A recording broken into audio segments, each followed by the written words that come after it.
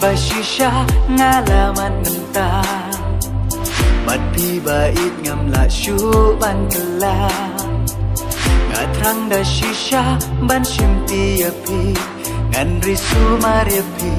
shilenter kisni Ko bait yapi nga it shisha Pilong kumau lunai Hajing im jong nga Piwan ban pen kala Ya jing long jong nga Để tăng ya pi nga Nít baro shirta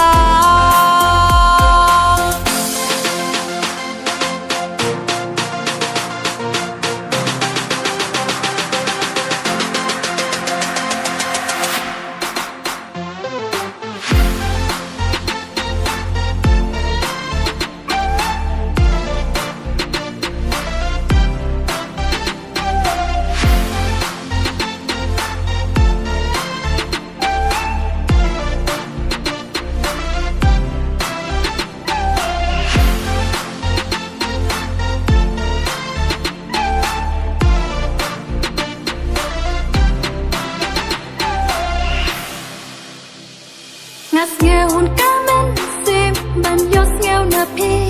ki kan tin ba pi la clay ai ki long ka saki to bat la ki kula pi la ban nghèo hanga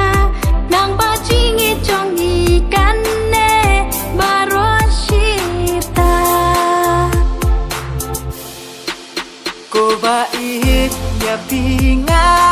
it shisha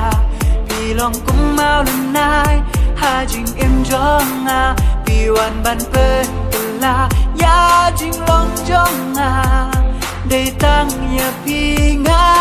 Nít baro shirta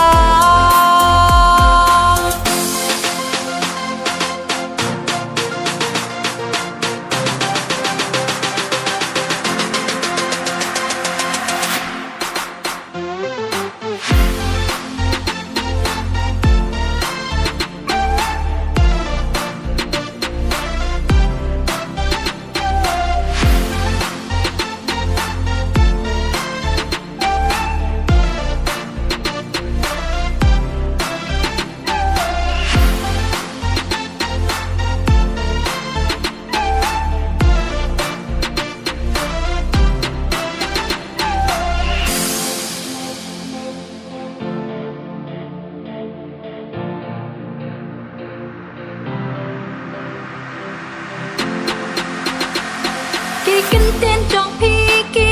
ai jing un ya nga